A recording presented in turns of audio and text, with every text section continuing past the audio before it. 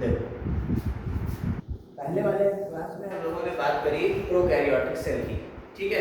अब हम लोग जो बात करने जा रहे हैं वो बात करेंगे यूकैरियोटिक सेल। देखिए, एक यूकैरियोटिक सेल जो होती है दो तरीके की हो सकती है। ये दो तरीके की हो सकती है, या तो प्लांट सेल या ये एनिमल सेल हो सकती है।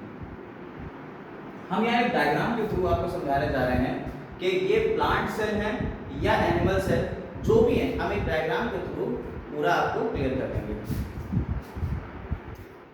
देखिए, बनाने का तरीका देख लीजिए कैसे बन रही है, आपको भी यही करना है।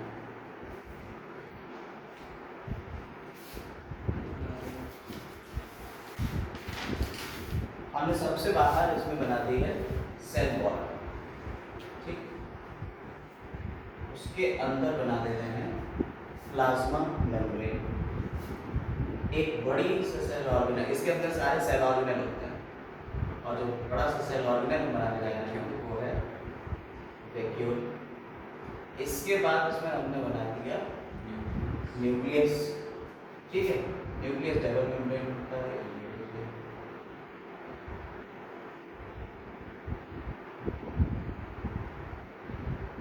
ठीक है। न्यूक्लियस से ही जुड़ी हुई रहती हैं एंडोप्लाज्मिक रेटिकुलम, ये दिखा दिया। इस एंडोप्लाज्मिक रेटिकुलम से ही गोल्गी बॉडीज भी बन सकती हैं, कनेक्टेड रहती हैं, इनके फंक्शन एक दूसरे से कनेक्टेड रहते हैं, गोल्गी बॉडीज बनाती हैं। यहाँ पे हम माइटोकॉन्ड्रिया दिखाई दे रहे हैं,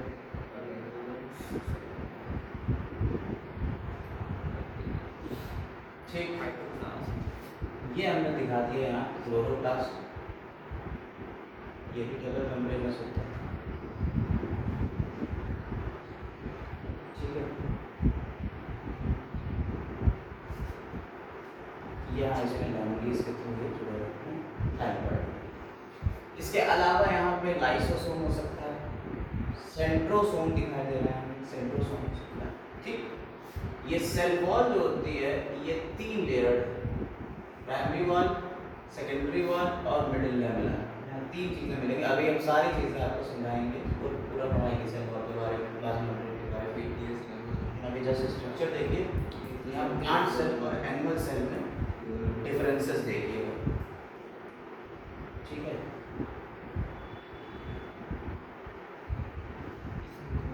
देखिए, सबसे बाहर की तरफ हमने दिखाई सेल वॉल, और पहले क्लास में हम आपको बता चुके हैं, हिश्वान ने बताया था कि सेल वॉल किसमें मिलेगी, प्लांट्स में, और एनिमल में ये नहीं मिलती है। प्लांट और एनिमल का मेजर डिफरेंस कहाँ से लेते हैं, सेल वॉल से लेते हैं। तो जो प्लांट मिल रहा है उस पर लिख के दे रहे हैं प्लांट में, जो एनिमल में मिलेंगे वो हम एनिमल में लिख देंगे, जो दोनों में मिलेंगे उस पर कुछ नहीं लिखेंगे, ठीक है। ये प्लांट में मिल रही है। इसके अलावा यहाँ हो गई प्लाज्मा मेम्ब्रेन,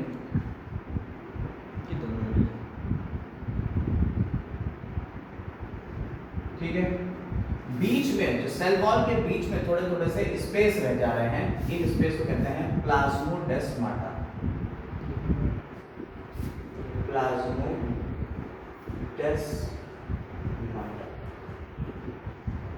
ठीक है। ये साइटोप्लाज्मिक कनेक्शन है, ठीक है। Cytoplasmic connection between adjacent sales, adjacent sales यानी आसपास की सेल्स के जो दो सेल हैं उनके बीच में साइटोप्लाज्मिक कनेक्शन कौन है, प्लाज्मोडेस्माटा, ठीक। इसके अंदर जो लिक्विड भरा होता है उस लिक्विड को क्या कह देते हैं, सेल के अंदर के लिक्विड को क्या कह देते हैं, साइटोप्लाज्म। तो इसके अंदर भरा हुआ है साइटोप्लाज्म, ठीक। ये हो गई वैक्यूल। लार्ज वैक्यूल जो है वो कहाँ मिलेंगी आपको, प्लांट्स में मिलेंगी।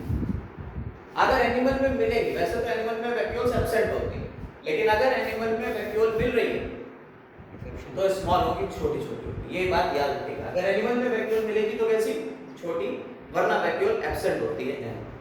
ठीक। इसके बाद ये न्यूक्लियस का पूरा मटेरियल है। हमने आपको पिछले क्लास में प्रोकैरियोट जब पढ़ा रहे थे तो वहाँ पे न्यूक्लियस के बारे में थोड़ा बताया था कि यहाँ पे आपका ट्रू न्यूक्लियस मिल रहा है, इसीलिए इसे यूकैरियोट कहते हैं, ट्रू न्यूक्लियस। ठीक। तो न्यूक्लियस में क्या क्या चीजें हैं जरा देख लीजिए, यहाँ से देखते हैं। ये हो गई न्यूक्लियर मेम्ब्रेन, न्यूक्लियर मेम्ब्रेन। ठीक। न्यूक्लियर मेम्ब्रेन देखिए बीच बीच में छूटी हुई है, वो क्या है, न्यूक्लियर पोर, न्यूक्लियर पोर। यहां पे एक डेंस एरिया है जिसे कह देते हैं न्यूक्लियोलस, न्यूक्लियोलस। ये जो थ्रेड लाइक स्ट्रक्चर है इन्हें कह देते हैं chromatin reticulum, reticulum. Cell division के टाइम में जब सेल डिवाइड होती है तो ये क्रोमैटिन रेटिकुलम ही क्या करेंगे, सेल डिवीजन के टाइम में जब ये सेल डिवाइड होती है तो क्रोमैटिन रेटिकुलम ही आगे क्रोमोसोम का फॉर्मेशन करेगी। हमने आपको बताया था बैक्टीरिया में कितने क्रोमोसोम होते हैं, एक क्रोमोसोम होता है। ठीक है। अब यहाँ पे इसके अंदर जो लिक्विड भरा हुआ है, न्यूक्लियस के अंदर के लिक्विड को क्या कहते हैं, न्यूक्लियोप्लाज्म, न्यूक्लियोप्लाज्म। ठीक। टोटल कितना हो गया, ये पूरा बना 4 पार्ट, 5 पार्ट से मिलके क्या बना आपका न्यूक्लियस। और न्यूक्लियस की डिस्कवरी किसने करी थी, रॉबर्ट ब्राउन। ठीक। न्यूक्लियस से जुड़ के ऊपर की तरफ देखिए, ये मेम्ब्रेनस एक्सटेंशन है, आगे की तरफ जो है यहाँ पे मेम्ब्रेनस एरिया ये बन रहा है। ठीक है। ये क्या है, एंडोप्लाज्मिक रेटिकुलम, इन्हें हम क्या कह देते हैं, एंडोप्लाज्मिक रेटिकुलम। तो यहाँ एंडोप्लाज्मिक, एंडोप्लाज्मिक रेटिकुलम। ठीक। ये एंडोप्लाज्मिक रेटिकुलम, ये एंडोप्लाज्मिक रेटिकुलम के ऊपर राइबोसोम्स चिपके रहते हैं। ठीक है, याद रखिएगा। और एंडोप्लाज्मिक रेटिकुलम से आगे कनेक्टेड एक, हम अभी एंडोमेम्ब्रेनस सिस्टम बताएंगे, तो ये जो कनेक्टेड सिस्टम है ये बना रहा है गोल्गी बॉडीज, गोल्गी बॉडीज। ठीक। और ये इसके अंदर गोल्गी बॉडीज से ही बनते हैं लाइसोसोम, लाइसोसोम। बेसिकली लाइसोसोम्स जो होते हैं वो एनिमल का कैरेक्टरिस्टिक फीचर है। लाइसोसोम्स किसका कैरेक्टरिस्टिक फीचर है, एनिमल का। लेकिन कुछ प्लांट्स जैसे फंगस वगैरह में भी लाइसोसोम मिलते हैं। ठीक है, समझ में आ रही है, हल बना लेते। इसके बाद बात करते हैं यहाँ पे, ये जो सेल ऑर्गेनेल है इसे कहते हैं माइटोकॉन्ड्रिया, माइटोकॉन्ड्रिया यानी power house of the cell. अभी देख लीजिए, समझ लीजिए, हम आपको टाइम देंगे बनाएंगे। Mitochondria power house of the cell, Kolliker ने इसकी डिस्कवरी की थी, अंडमान ने ज़ेबायोप्लास्ट नाम दिया था और सीमेंटा ने इसे माइटोकॉन्ड्रिया नाम दिया था। आगे बात करेंगे। यहाँ पे ये दूसरा सेल ऑर्गेनेल है क्लोरोप्लास्ट, और क्लोरोप्लास्ट सिर्फ और सिर्फ प्लांट्स में देखने को मिलेगा। ठीक। ये हमने बनाया है सेंट्रोसोम, और सेंट्रोसोम भी सिर्फ एनिमल्स में देखने को मिलता है, प्लांट में। सेल डिवीजन के टाइम पे सेंट्रोसोम जो है वो स्पिंडल फाइबर्स का फॉर्मेशन करता है। आगे बताएंगे स्पिंडल फाइबर्स क्या होते हैं, कैसे फॉर्मेशन होता है, लेकिन अभी सिर्फ इतना समझ लीजिए। इसके अलावा यहाँ माइक्रोट्यूब्यूल्स वगैरह मिलेंगे, माइक्रोट्यूब्यूल्स, माइक्रोट्यूब्यूल्स ये साइटोस्केलेटन बनाने में हेल्प करते हैं। माइक्रोट्यूब्यूल्स हो गए, माइक्रोफिलामेंट्स हो गए, इंटरमीडिएट फिलामेंट्स हो गए, ये आपका साइटोस्केलेटन बनाएंगे जो सेल को पूरा रोके रहेगा, स्केलेटन बनाएंगे सिस्टम। तो आप जरा एक बार गौर कर लेते हैं और समझ लेते हैं कि यहाँ हुआ क्या। देखिए, हमने आपको बताया प्लांट सेल और एनिमल सेल, ये जो हमने टिपिकल सेल बनाई, इसको हम ना प्लांट सेल कहेंगे, ना ही हम इसको एनिमल सेल कहेंगे, और ना ही कभी आप इसको किसी बोर्ड के एग्जाम में बनाइएगा। क्यों? क्योंकि हमने इसमें प्लांट की भी चीजें रख दी हैं और एनिमल की भी चीजें रख दी हैं। आप जब बनाइएगा तो एनिमल सेल बनाना है तो अलग अलग, और प्लांट सेल बनाना है तो अलग अलग। ठीक है, अगला देखते हैं इसको एक बार जरा सा समझें। अगर हम बाहर की बात करें प्लांट की सेल में, तो सबसे बाहर की तरफ एक लेयर है, जैसे क्या कह रहे हैं, सेल वॉल कह रहे हैं। ये प्लांट का कैरेक्टरिस्टिक फीचर है। अगर हम प्लांट सेल और एनिमल सेल में बेसिक डिफरेंस की बात करें, देखिए इसी डायग्राम से डिफरेंस पता चल जाएगी। डिफरेंस की बात करेंगे तो प्लांट में सेल वॉल मिलती है, एनिमल में सेल वॉल एब्सेंट होती है। दूसरी बात, इसके अंदर लिक्विड मटेरियल है, इसके अंदर लिविंग मटेरियल पड़ा हुआ है। इसे पूरे को मिला के हम प्रोटोप्लाज्म कहते हैं। पूरे को मिला के क्या कहते हैं, प्रोटोप्लाज्म। सेल वॉल याद करिए, हमने आपको बताया जब सेल की डिस्कवरी हुई थी तो किसने सेल की डिस्कवरी की थी, रॉबर्ट हुक ने। और रॉबर्ट हुक ने जिस सेल की डिस्कवरी की थी वो डेड सेल थी, उसके अंदर प्रोटोप्लाज्म था ही नहीं, तभी तो खाली चेंबर मिले थे। तो उन्होंने क्या देखा था, बेसिकली उन्होंने क्या ही देखी थी, सिर्फ और सिर्फ सेल वॉल ही तो देखी थी उन्होंने, और थोड़ी कुछ देखा था। इसके बाद बात करें सेल वॉल के अंदर जो लिविंग मटेरियल उसे प्रोटोप्लाज्म है। अब प्रोटोप्लाज्म दो पार्ट में डिवाइड, न्यूक्लियस और साइटोप्लाज्म। प्रोटोप्लाज्म दो पार्ट में डिवाइड। प्रोटोप्लाज्म टर्म किसने दिया, परकिंसन ने। डिस्कवर किसने किया, डुजार्डिन ने, आपको बता चुके पहले क्लास में। तो प्रोटोप्लाज्म जो है, इसके अंदर जितना भी लिविंग मटेरियल है उसे हम क्या कहते हैं, प्रोटोप्लाज्म।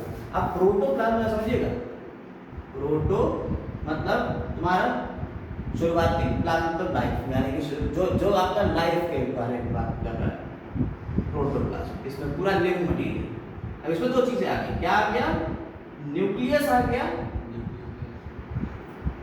और साइटोप्लाज्म आ गया बेटा, न्यूक्लियस और साइटोप्लाज्म। अब साइटोप्लाज्म एक ग्रैन्युलर स्ट्रक्चर, इसके अंदर तुम्हारा सेल ऑर्गेनेल्स,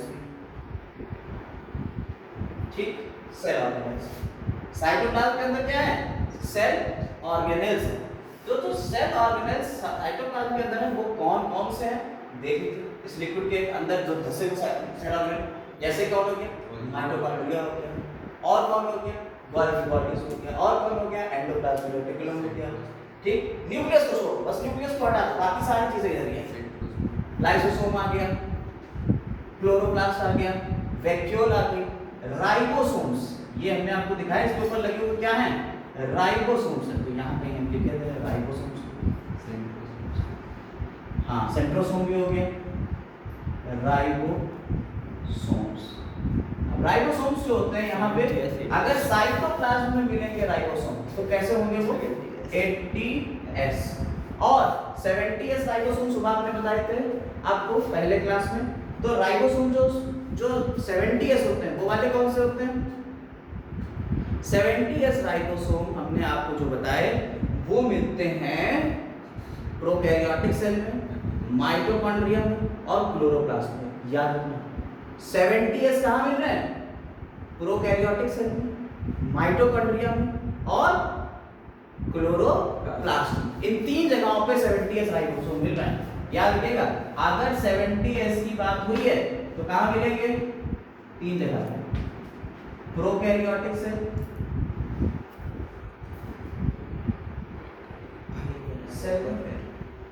माइटोकॉन्ड्रिया में, और क्लोरोप्लास्ट में। अगर कोई तुमसे पूछते कि कोई सेल ऑर्गेनल ऐसा है जो सेल ऑर्गेनल के अंदर मिल रहा है, माइटोकॉन्ड्रिया और क्लोरोप्लास्ट दोनों सेल ऑर्गेनल है, इसके अंदर कौन मिल रहा है, राइबोसोम, वो भी एक सेल ऑर्गेनल है। तो cell organelle within a cell organelle वो कौन है, राइबोसोम। समझ में आई बात, देखो कोई दिक्कत इसमें, सब समझ में आ रहा है, एक एक पॉइंट क्लियर। चल आगे बढ़ते हैं। इसके अलावा हमने कहा सेंट्रोसोम, सेंट्रोसोम एनिमल सेल में मिलेंगे। यानी अगर आप प्लांट सेल एनिमल सेल में डिफरेंसेस देखो, lysosome are present in animal cell not in plant cell, तो दोनों लोग क्या एक पॉइंट बना के लिख देंगे, इसमें होता है, इसमें नहीं होता। सेंट्रोसोम इसमें होता है, इसमें नहीं होता। समझ में आई। क्लोरोप्लास्ट इसमें होता है, इसमें नहीं होता। ऐसे इधर सेल वॉल प्लांट में होती है, एनिमल में नहीं होती। इधर लार्ज वैक्यूल मिलती है, उधर एनिमल में मिलेंगी, या तो स्मॉल मिलेगी या एब्सेंट रहेंगे। क्लियर हो गया। एंडोप्लाज्म, बाकी सारी चीजें जिसमें हमने कुछ नहीं लिखा है वो सब में होंगी, न्यूक्लियस भी होएगा, सब में होंगी सब चीजें। बताओ कोई दिक्कत इसमें, यहाँ तक कोई दिक्कत नहीं, बना लो इसको। माइक्रो बॉडीज, एक चीज यहाँ पे हमने थोड़ी सी मिस करी, माइक्रो बॉडीज क्या होती है, जरा देखिए। माइक्रो बॉडीज भी इसमें होती हैं, अभी आप इसका जो लास्ट पार्ट बिल्कुल आखिर, उसमें क्या पढ़ेंगे, माइक्रो बॉडीज के बारे में पढ़ेंगे। माइक्रो बॉडीज दो हैं, परऑक्सीसोम और ग्लाइऑक्सीसोम।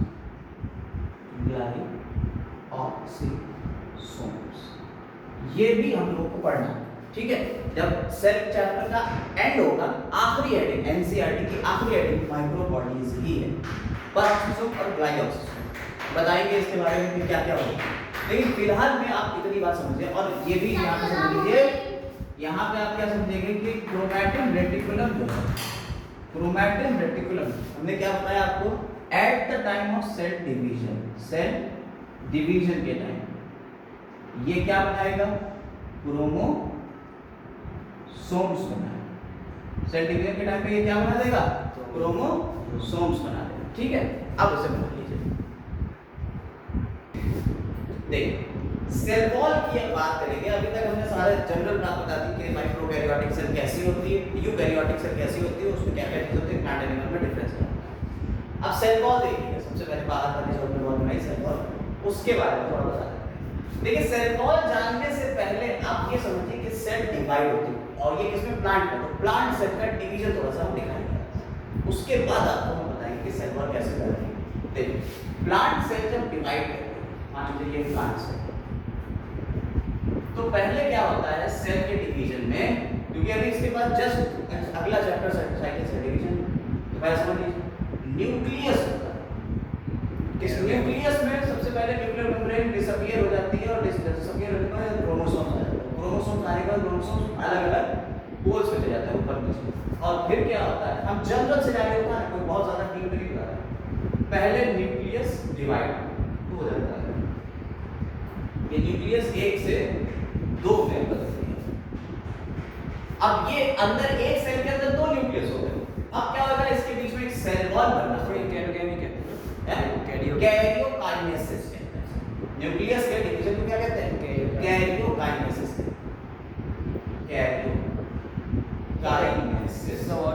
अब ये पूरा एक तरीका है, prophase, metaphase, interphase, telophase, karyokinesis का पूरा एक तरीका है।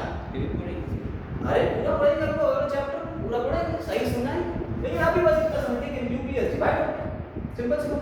अब क्या डिवाइड करना है, अब इसके अंदर सारा साइटोप्लाज्म, अब किसे डिवाइड करना है, साइटोप्लाज्म, साइटोकाइनेसिस। तो साइटोप्लाज्म डिवाइड होने के लिए हमें क्या करना पड़ेगा, यहाँ पे एक वॉल बना दें, एक वॉल, एक दीवार बना दी, तो क्या हुआ, आधा साइटोप्लाज्म ऊपर, आधा साइटोप्लाज्म नीचे, सेल डिवाइड होगी, दो सेल बन गए। नहीं समझे, तो अब बस उसी को हमें करना है। यहाँ पे हम क्या करते हैं, यहाँ पे हम क्या सेल क्या करती है, गोल्गी बॉडीज की वेसिकल्स बीच में आ जाती है। किसकी वेसिकल्स आ गई, गोल्गी बॉडीज,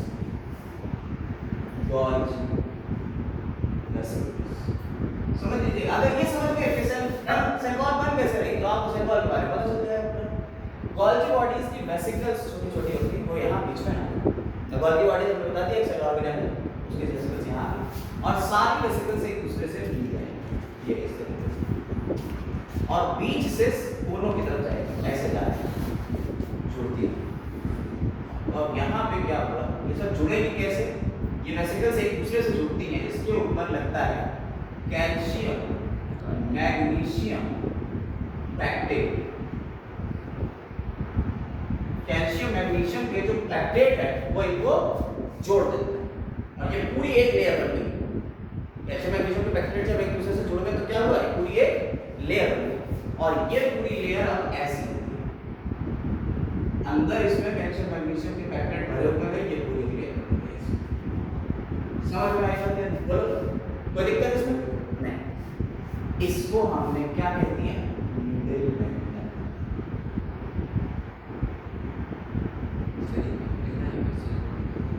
यस, अभी सेल वॉल बन रही है, उसमें बीच की एक मेम्ब्रेन आ गई, मिडिल लैमेला, जो किसकी बनी हुई, कैल्शियम मैग्नीशियम लैक्टेट की बनी हुई है, बेस पे। यही किसकी बनी हुई, कैल्शियम मैग्नीशियम। इसके ऊपर इस सेल से और इस सेल से बहुत सारे मिनरल्स का और सब्सटेंसेस का डिपोजिशन होता है। तो हमने आपको क्या बताया कि इसके मिनरल्स और बहुत सारे सब्सटेंसेस इसके ऊपर डिपॉजिट होने लगते, वो इसके ऊपर डिपॉजिट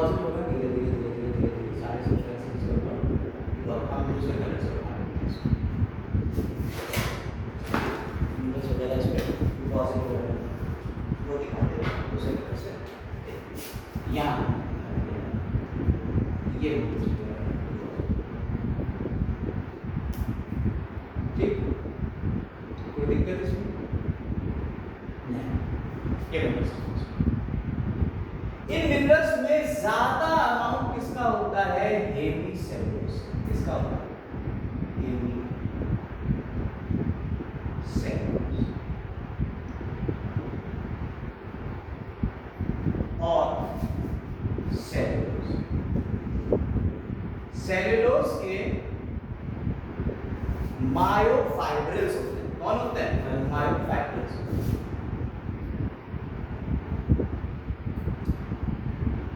सेलुलोज के मायोफाइब्रिल्स होते हैं। इन मायोफाइब्रिल्स से मिलके क्या बन रही है? आपके पूरी एक फाइबर्स बन रहे हैं। मायोफाइब्रिल्स या माइक्रोफाइब्रिल्स बोलते हैं। माइक्रोफाइब्रिल्स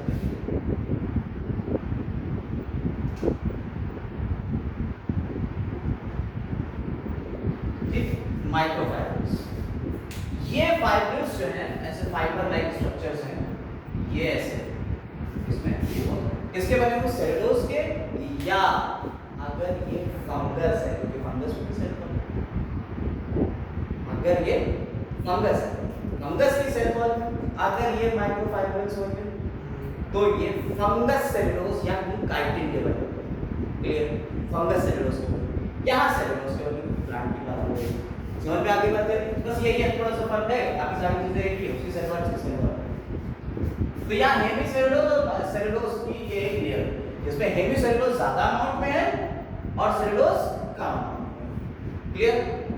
अब इसके ऊपर एक और डिपोजिशन होगा, इसके ऊपर एक और डिपोजिशन होगा, और वो डिपोजिशन जरूरी नहीं है कि हो, कभी कभी होता भी है या कभी कभी नहीं होता। और कभी कभी ये जब होता है डिपोजिशन तो क्या होता है? बीच बीच में जगह छोड़ देता है, ऐसे डिपोजिट होता है।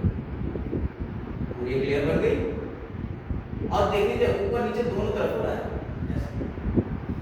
फिर यहाँ बीच में छूट गया गैप, और ये इस तरह से डिपोजिशन। समझ पा रहे हो इस बात को? यानी डिपोजिशन पूरा कंटिन्यूअस नहीं है भाई, इधर से कुछ मिनरल्स इसमें आके जुड़ते चले जा रहे हैं, इधर से मिनरल्स आके जुड़ते चले जा रहे हैं, तो ये कंटिन्यूअस डिपोजिशन नहीं होता है, बिल्कुल इक्वली चल रहा है दोनों तरफ। ठीक, तो ये जो बीच में बन गए आपके स्ट्रक्चर्स, इन्हें क्या कह दिया हमने? पिट्स कह दिया। क्या कह दिया? पिट्स। जो पानी दिखाई बन गई, इन्हें क्या कह दिया? पिट्स कह दिया। सेल वॉल में ये आपको पिट्स भी देखने को मिल सकते हैं। आप ये किसके बने होते हैं? ये भी सेलुलोज और हेमी सेलुलोज के बने होते हैं। क्लियर हुई बात? तो मिडिल लैमेला आपको बताया हमने सबसे पहले, गोल्गी वेसिकल्स आए, उससे उसमें कैल्शियम मैग्नीशियम पैक्टेट के अंदर जोड़ते चले गए, मिडिल लैमेला का फॉर्मेशन हो गया। उसके ऊपर सेलुलोज, हेमी सेलुलोज, इसके अलावा और भी बहुत सारी चीजों की लेयर यहाँ पे चढ़ जाती है।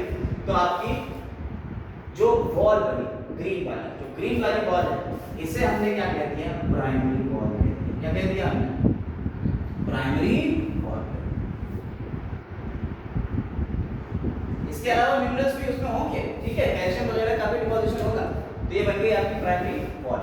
और जो रेड कलर की बन गई, इसके ऊपर जो डिपोजिशन होगा उसे हमने क्या कह दिया? सेकेंडरी वॉल कह दिया। क्या कह दिया? Secondary wall. और सेकेंडरी वॉल में बेटा डिपोजिशन तीन चीजों का हो सकता है। किस किस का डिपोजिशन हो सकता है सेकेंडरी वॉल में? लिग्निन का।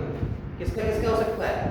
लिग्निन का हो सकता है, सुबेरिन का हो सकता है, काइटिन का हो सकता है। किसका किसका? लिग्निन का, सुबेरिन का या काइटिन का हो सकता है। इसके अलावा मतलब सेलुलोज ज्यादा होगा, ये तो पता ही है। अगर उसके अलावा किसी कुछ और चीजें होंगी तो लिग्निन, सुबेरिन या काइटिन भी इसमें मिल सकते हैं। ठीक है, समझ में आ गई बात?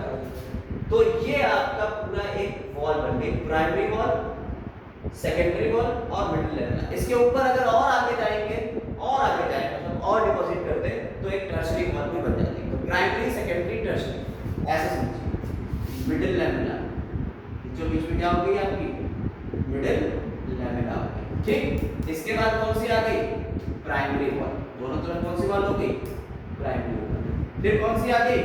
फिर आ गई सेकेंडरी वॉल। यानी सेकेंडरी वॉल कैसी है? इनर मोस्ट, सबसे अंदर की तरफ। इसके बाद आपकी क्या है? प्लाज्मा मेम्ब्रेन आ गई। याद करिए, दो सेल आ गई। अरे नहीं समझे क्या? समझ गए? तो बीच में जो कॉमन लेयर है वो कौन है? Middle lamella. मिडिल लैमेला दो नहीं है, देख लीजिएगा। यानी एक सेल वॉल में middle lamella, primary wall, secondary wall, इनसे मिलकर क्या होगी? एक सेल वॉल। और दूसरी में middle lamella, primary wall, secondary wall, एक सेल वॉल। यार नहीं समझे बेटा? समझ गए? बिल्कुल सही से। इस तरह से एक सेल वॉल बन जाती है। बोलो कोई दिक्कत? और सेल वॉल में छोटे छोटे क्या मिल जाते हैं? पिट्स। पिट्स में दो चीजें, पिट चेंबर और पिट मेम्ब्रेन। क्या मिला?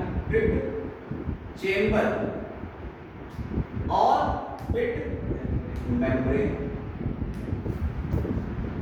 पिट मेम्ब्रेन देखिए, ये दो चीजों से मिलकर बनी हुई है। क्या क्या चीजें हैं? तो मिडिल लैमेला और प्राइमरी वॉल। नहीं समझे? मिडिल लैमेला और प्राइमरी वॉल। बोलो कोई दिक्कत इसमें? अब ये जो पिट्स हैं, ये पिट्स भी दो टाइप के हो सकते हैं। कौन कौन से? सिंपल पिट्स और बॉर्डर्ड पिट्स। ठीक है, कोई दिक्कत? तो सिंपल पिट्स और बॉर्डर्ड पिट्स हो सकते हैं। सिंपल पिट्स तो आपको सिंपल टाइप के दिख रहे हैं। ये बॉर्डर्ड पिट्स में क्या होगा कि ये आपकी मिडिल लैमेला, ये आपकी इसमें प्राइमरी वॉल होगी, ठीक है। और सेकेंडरी वॉल जो होती है इसमें, सेकेंडरी वॉल थोड़ी सी इस तरह से।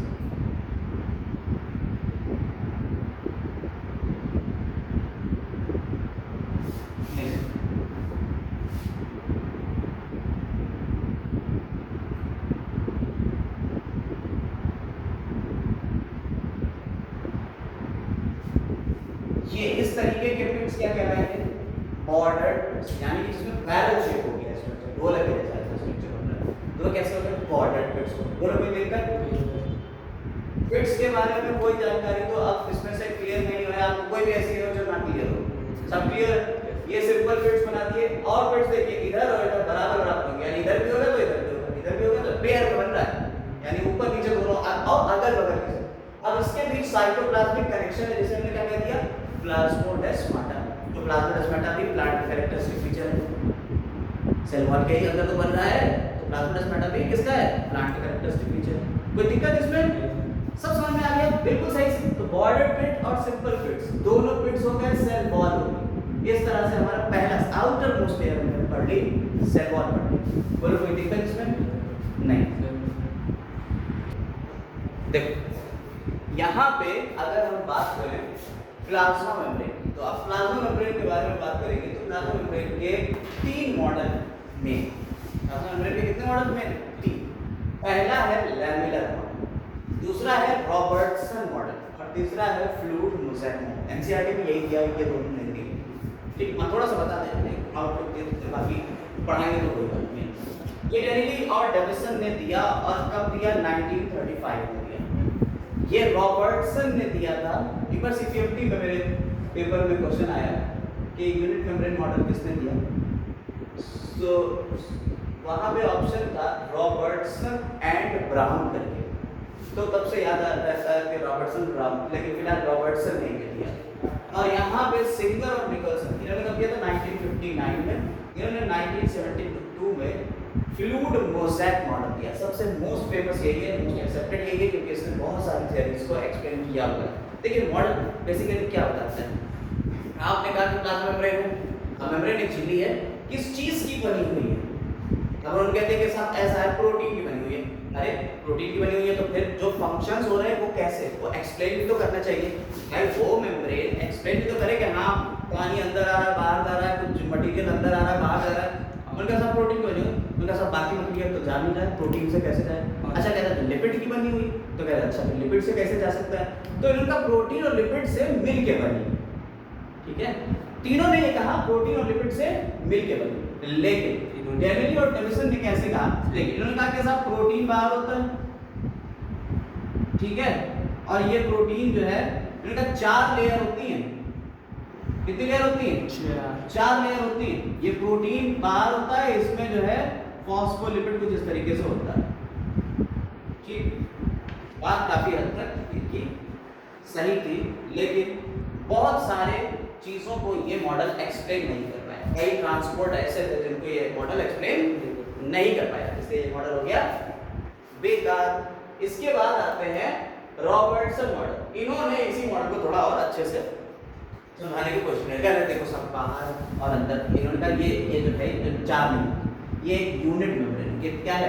ये चार नहीं, ये यूनिट मेम्ब्रेन। तो वही सबकी बढ़ती, ठीक है। अब इन्होंने कहा बाहर की तरफ प्रोटीन, ये प्रोटीन, ये प्रोटीन, ठीक है। इन्होंने क्या किया? इधर इधर आउटर और इधर क्या हो गया? प्रोटीन। इसके अलावा यहाँ पे क्या हो गया? ये तुम्हारा फॉस्फोलिपिड। प्रोटीन कितने होता है? 20 एंगस्ट्रॉम। इसकी चौड़ाई कितनी है? 20। इसकी चौड़ाई कितनी है? 20 एंगस्ट्रॉम।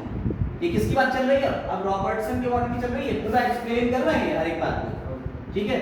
और 35 एंगस्ट्रॉम का क्या है? फॉस्फोलिपिड। ये क्या है? फॉस्फोलिपिड। और देखिए फॉस्फोलिपिड के मॉलिक्यूल्स, लिपिड है वो भी कौन सा? फॉस्फोलिपिड। बेटा जरा समझिएगा क्या बोल रहे हैं। फॉस्फोलिपिड, फॉस्फोलिपिड, ठीक। अब फॉस्फोलिपिड जो होता है वो कैसा दिखता है, जरा इसको भी देखिए।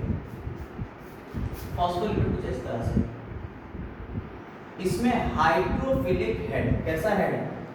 हाइड्रोफिलिक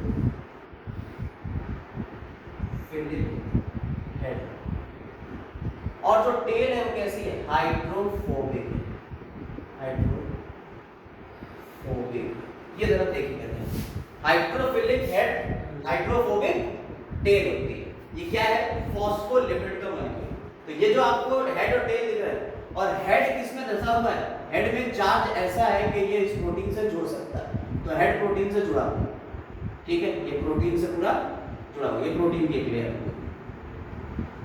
तो टोटल इस पूरे को हमने क्या कह दिया? यूनिट मेम्ब्रेन कह दिया। इस पूरे क्या कह दिया? Unit membrane. और टोटल इसकी कितनी होगी थिकनेस? 75 एंगस्ट्रॉम। बोलो कोई दिक्कत? इसमें हेड जो है फॉस्फोलिपिड के प्रोटीन से जुड़े हुए, टेल देखिए दोनों एक दूसरे की तरफ, टेल दोनों एक दूसरे की तरफ, ठीक है। कोई दिक्कत इसमें? जरा सी नहीं। किसने कहा? रॉबर्टसन ने कहा। लेकिन भाई साहब बहुत सारे इससे भी एक्सप्लेनेशन नहीं होगा, ये मॉडल भी हो गया फेल। ये मॉडल कैसा हो गया? फेल हो गया। अब क्या हुआ? अब आता है फ्लूइड मोज़ेक मॉडल, यानी 1992 में आप फाइनल टच दे रहे हैं फ्लूइड मोज़ेक मॉडल, और ये अभी भी चल रहा है। इन्होंने कहा क्या कहा? इन्होंने कहा proteins are the icebergs in a sea of lipid. क्या कहते हैं? इन्होंने कहा लिपिड का क्या है? लिपिड का है सी, समुद्र, पूरा लिपिड का बना हुआ समुद्र, जिसमें प्रोटीन क्या कर रहे हैं? आइसबर्ग की तरह, ठीक है, आइसबर्ग्स की तरह। Proteins are the iceberg in a sea of lipid. समझ में आई बात क्या नहीं? कोई दिक्कत? अब इसका स्ट्रक्चर देख लीजिए, फिर हम आगे देखिए। यहां आपके फॉस्फोलिपिड बनाने का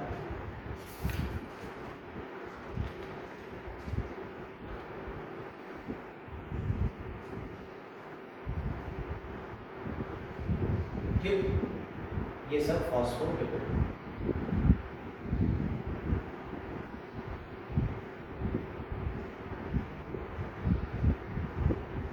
समझते रहिएगा,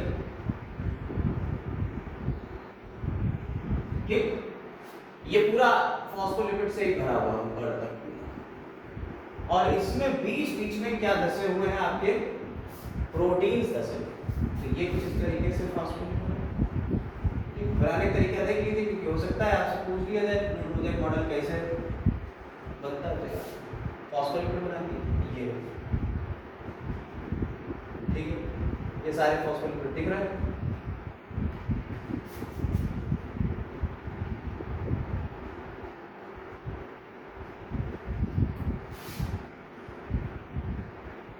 पूरा आगे तक इसे बना लेते हैं, ठीक है।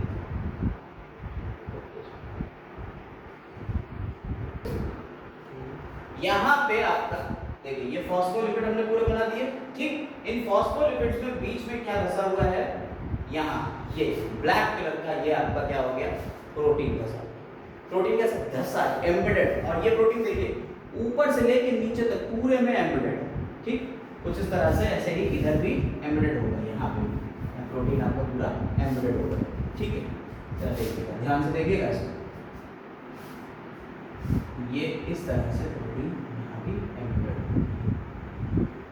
ठीक, इसके अलावा प्रोटीन जो है, कुछ प्रोटीन ऊपर की तरफ तैरता है। आइसबर्ग जो है वो कुछ ऊपर तो तैरते रहते हैं, टाइटैनिक वगैरह देखी होगी, कुछ आइसबर्ग तो होते हैं वो अंदर तक रहते हैं और कुछ ऊपर ऊपर भी तैर रहे होते हैं, तो ये ऊपर तैर रहे हैं।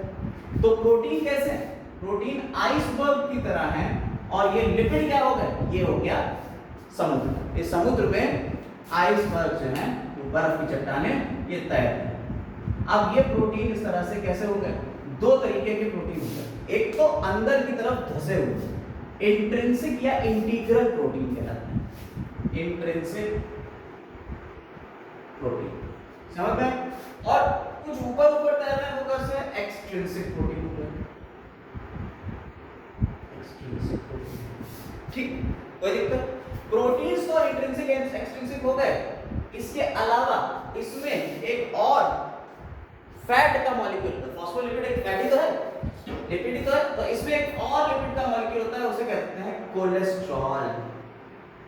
कोलेस्ट्रॉल ये भी मिलेगा, कोलेस्ट्रॉल भी मिलेगा, ये बहुत कम अमाउंट में मिलता है, ऐसा नहीं कि पूरा भरा हुआ है कोलेस्ट्रॉल, थोड़ा सा अमाउंट में मिलेगा। अब क्या होता है, इसके ऊपर शुगर की कुछ लेयर्स जुड़ के प्रोटीन के साथ मिली हुई, तो उसे क्या कहते हैं कि ग्लाइको, प्रोटीन के साथ में शुगर की लेयर जुड़ी हुई है, ये कुछ इस तरीके से ऐसे दिखी हुई है, एनसीईआरटी में से बना हुआ है। तो जो शुगर की लेयर बनी हुई है इन्हें कहते हैं ग्लाइकोप्रोटीन्स, ग्लाइकोप्रोटीन्स। और लिपिड के साथ में शुगर की कुछ लेयर जुड़ी होती है, इन्हें क्या कह देते हैं, ग्लाइकोलिपिड्स। ये तरह से ब्रांचेस हैं, ये क्या होता है, ग्लाइकोलिपिड्स, ग्लाइकोलिपिड्स। तो ग्लाइकोप्रोटीन्स हो गई, ग्लाइकोलिपिड्स हो गई, इंट्रिंसिक प्रोटीन हो गए, एक्सट्रिंसिक प्रोटीन हो गए। तो जो इंट्रिंसिक प्रोटीन है ये क्या करते हैं, ये एक चैनल बना रहे हैं ऊपर से नीचे तक। देखिए अब इसको अगर हम जो है ऐसे सामने से सीधा सीधा बनाए तो कुछ इस तरह से बना सकते हैं, ये फॉस्फोलिपिड हो गए। ठीक, ऊपर वाले ये नीचे से फॉस्फोलिपिड हो गए। भाई समुद्र बनाना है तो फॉस्फोलिपिड ऐसे हो गए। ठीक, और बीच में क्या धसा हुआ है, यहाँ प्रोटीन धसा हुआ है। समझ में आई बात, इसको समझ पा रहे हो? हाँ ठीक है,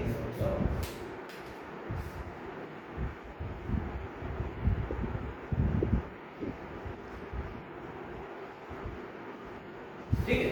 तो यहाँ आपको ये चीज समझ में आ गई कुछ इस तरीके से।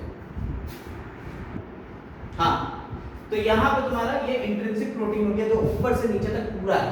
ठीक, और इसके अलावा एक्सट्रिंसिक प्रोटीन अगर दिखाया जाए तो यहाँ पे दिखा सकते हैं एक्सट्रिंसिक प्रोटीन, जिसमें नीचे तो तुम्हारा फॉस्फोलिपिड मिलेगा लेकिन ऊपर फॉस्फोलिपिड नहीं मिल रहा है क्योंकि प्रोटीन। समझ में आई बात या नहीं, बोलो कोई दिक्कत इसमें नहीं। तो अब क्या होता है, ये इंट्रिंसिक प्रोटीन क्या कर रहा है, ये एक चैनल प्रोवाइड कर रहा है ट्रांसपोर्ट के।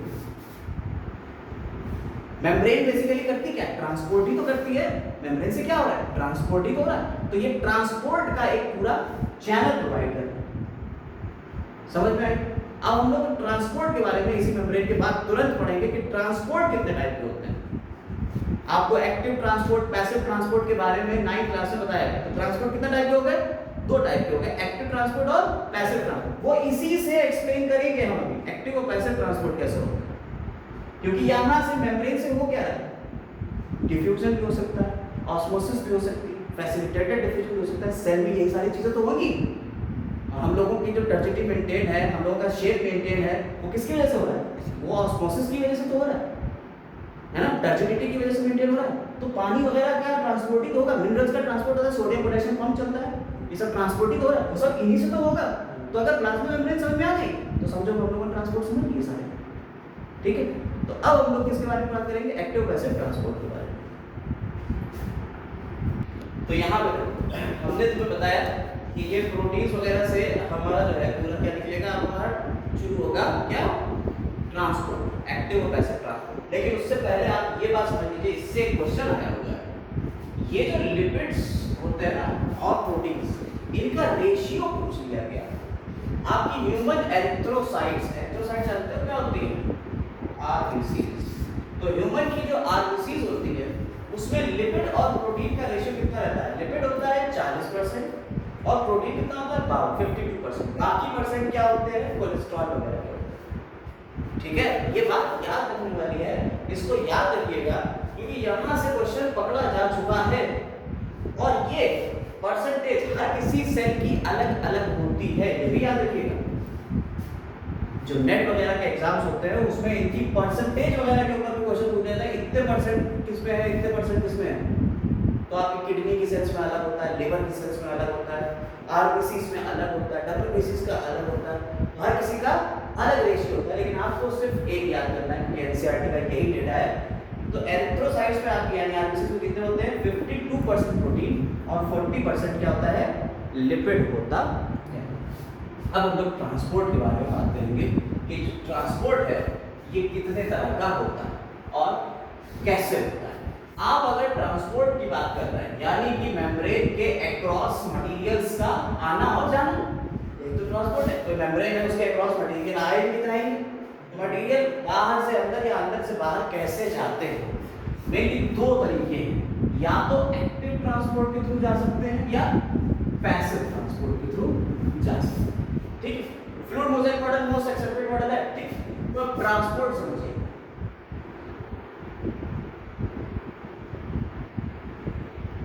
कितने तरीके का हो गया, दो तरीके। एक तो हो गया एक्टिव ट्रांसपोर्ट और दूसरा हो गया पैसिव ट्रांसपोर्ट। एक्टिव ट्रांसपोर्ट का मतलब हुआ by the requirement of energy. किसके द्वारा हो रहा है, एनर्जी की रिक्वायरमेंट से हो रहा है। ठीक है, या with the help of energy, यानी यहाँ पे एटीपी तो रिक्वायर्ड होंगे। एटीपी क्या होंगे, रिक्वायर्ड होंगे। समझ में आई बात या नहीं? और पैसिव में एटीपी का कोई यूज नहीं होगा, नो एटीपी रिक्वायर्ड। भाई एटीपी क्यों कह रहे हैं, क्योंकि आपकी एनर्जी का क्या ही है, सेल की एनर्जी क्या होती है, एटीपी ही तो होती है। सेल में एनर्जी एटीपी की फॉर्म में मिलेगी। तो अगर आपको एटीपी मिल रहा है एडिनोसिन ट्राइफॉस्फेट, हाँ रेस्पिरेशन में से यही मिलती है, बिल्कुल सही। तो ये आप अगर देखेंगे तो न्यूरॉन्स में सोडियम पोटेशियम पंप होता है। जो प्रोटीन्स करते हैं ना, जो प्रोटीन सोडियम पोटेशियम को न्यूरॉन्स में आगे अंदर बाहर भेजने का काम करते हैं, उन्हें पंप्स कहते हैं। एक्टिव ट्रांसपोर्ट जिन प्रोटीन से हो रहा है उन्हें क्या कहते हैं, पंप कहते हैं। इसमें होता क्या है, 3 सोडियम जाते हैं बाहर और 2 सोडियम आते हैं अंदर। ठीक है, और इस तरह से न्यूरॉन्स के अंदर एक पोटेंशियल डिफरेंस क्रिएट हो जाता है। पॉजिटिव चार्ज बाहर रहता है, अंदर की तरफ नेगेटिव चार्ज रहता है। तो बाहर positive charge due to sodium ion होता है, अंदर negative charge due to negatively charged proteins. और अंदर पोटेशियम आयन होता है, लेकिन देखिए ये भी पॉजिटिव ये भी पॉजिटिव। बाहर सोडियम इतना ज्यादा होता है कि यहाँ पॉजिटिव चार्ज आ जाता है और सोडियम इतना कम हो जाता है कि negatively charge protein positive charge को ओवरकम करके अंदर मेम्ब्रेन पे क्या चार्ज देती है, नेगेटिव चार्ज। तो ये न्यूरॉन में, इसमें न्यूरॉन में अंदर की तरफ कैसा चार्ज होता है, नेगेटिव चार्ज, और बाहर की तरफ कैसा होता है, पॉजिटिव चार्ज। जब आप नर्व इम्पल्स कंडक्शन पढ़ोगे तो आप ये सोडियम पोटेशियम पंप के बारे में पढ़ोगे, लेकिन यहाँ हमने आपको बता दिया है nerve impulse conduction, neuron control and coordination आपका जो चैप्टर था ना 10th क्लास में, उसमें भी ये था एक ऐसे नर्व इम्पल्स कंडक्शन। फिलहाल आपको ये बात समझ में आ गई कि सोडियम पोटेशियम पंप किसका एग्जांपल है, एक्टिव ट्रांसपोर्ट का एग्जांपल है। और प्लाज्मा मेम्ब्रेन के ही थ्रू हो रहा है ये, सोडियम बाहर जा रहा है, पोटेशियम अंदर आ रहा है। क्लियर हो गई बात? बिल्कुल दिक्कत इसमें जरा सी नहीं। अब आते हैं इसके ऊपर पैसिव ट्रांसपोर्ट के ऊपर। ये पैसिव ट्रांसपोर्ट 3 तरीके का हो सकता है। पैसिव ट्रांसपोर्ट कितने तरह का हो सकता है, तीन तरह का हो सकता है। तीन तरह के, दो तरीके देख, डिफ्यूजन,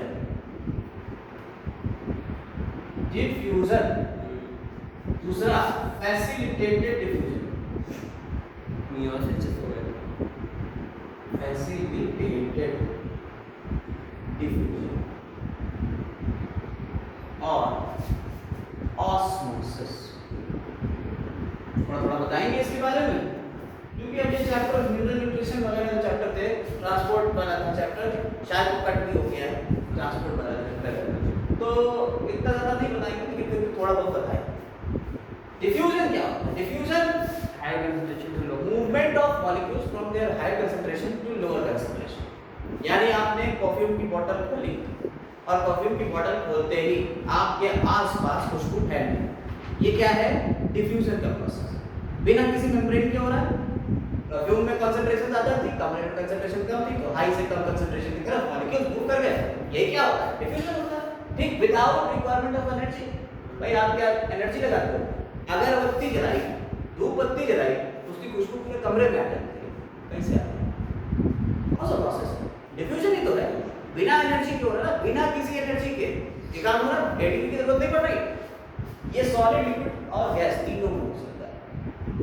डिफ्यूजन सॉलिड में भी हो सकता है, लिक्विड में भी हो सकता है और गैस में भी हो सकता है। ठीक, अब फैसिलिटेटेड डिफ्यूजन की बात करेंगे।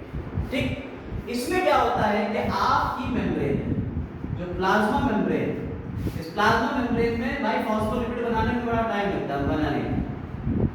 ये आपके प्रोटीन्स, ये फॉस्फोलिपिड वाला पार्ट, इधर भी फॉस्फोलिपिड, ठीक, ध्यान से देखना, ये तो ऐसे ही।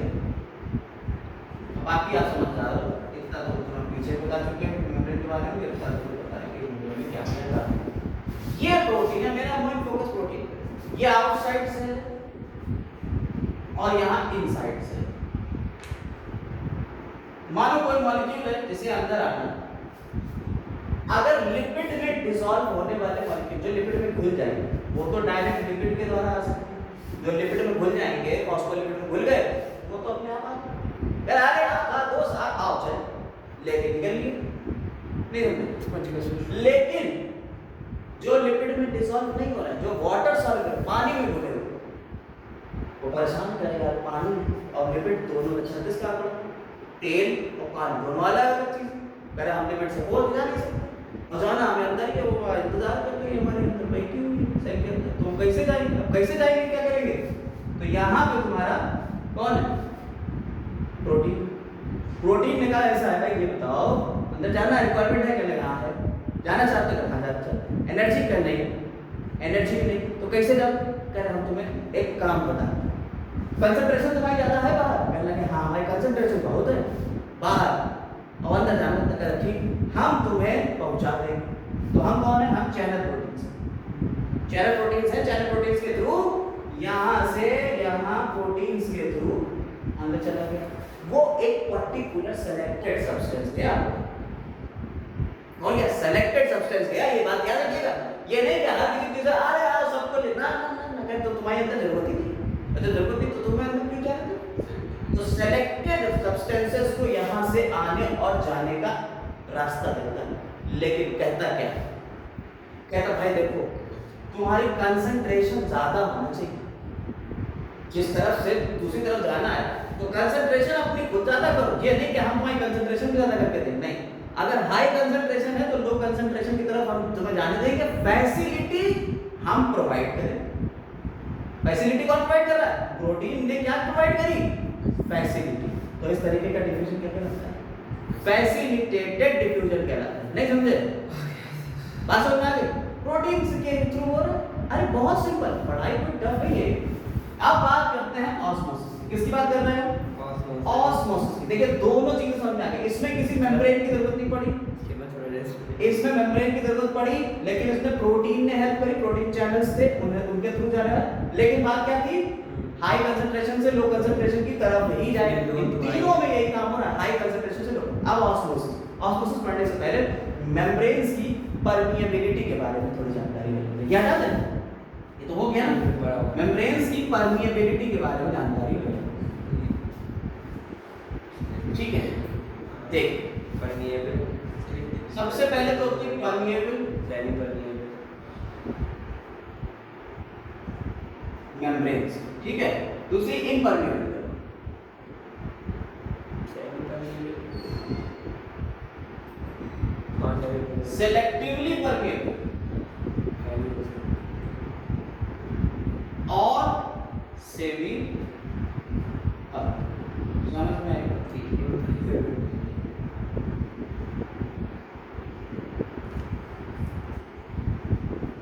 क्लियर? इम्परमिएबल आपने कहा सुबेरिन लग गया, अगर अभी हमने बात बताई थी सेल वॉल के ऊपर सुबेरिन लग सकता है, लिग्निन लग सकता है, क्यूटिन लग सकता है, काइटिन लग सकता है, ये सब इम्परमिएबल। अरे इनकी लेयर आ गई तो क्या हो गया, परमिएबल नहीं रहेगा, पॉलीथिन की जैसी हो गई। अब भैया जिंदगी जैसी है पॉलीथिन, उसमें से कुछ भी नहीं निकलेगा, पानी भर के ले जा सकते हो पॉलीथिन, यहाँ पर निकल ना कुछ जाएगा। परमिएबल में आपका क्या होता है सेल वॉल, क्या भैया सब आ जाओ यार, आ जाओ, कोई दिक्कत नहीं है। सेलेक्टिवली परमिएबल प्लाज्मा मेम्ब्रेन आपने अभी यहाँ देखा कि भाई सेलेक्टेड सब्सटेंसेस ही जाएंगे और आएंगे, ये नहीं कि सबको आने दे रहा है, नहीं नहीं नहीं, सेलेक्टेड। तो और साथ ही साथ सॉल्वेंट्स का मूवमेंट, इसका सॉल्वेंट्स, यानी इसमें solvents along with selected substances, समझ में आई बात है? ये याद रखिएगा, इसमें सॉल्वेंट का भी मूवमेंट होगा और सेलेक्टेड सब्सटेंसेस का भी होगा। इस तरीके की मेम्ब्रेन कौन सी है? Plasma membrane. ठीक है, प्लाज्मा मेम्ब्रेन की यही खास बात होती है। अभी आपने देखा कि कुछ सेलेक्टेड सब्सटेंसेस को भी आने जाने दे रही, और पानी को तो आने जाने देती ही है भाई। पानी तो आप पसीना आ रहा है, पानी को तो आने जाने तो दे ही, सिंपल सी बात। अब आ जाता है सेमी परमिएबल मेम्ब्रेन, इसके ऊपर आ रहा है semipermeable membrane. Semipermeable membrane allow to move only solvents. Take for example अंडे के ऊपर जो मेम्ब्रेन होती है, एग मेम्ब्रेन, अंडा आपने उबला हुआ अंडा देखो, उबले हुए अंडे को जैसे आप छीलते हो तो व्हाइट कलर की मेम्ब्रेन मिलती है, वो कैसी है? Semipermeable membrane, egg membrane.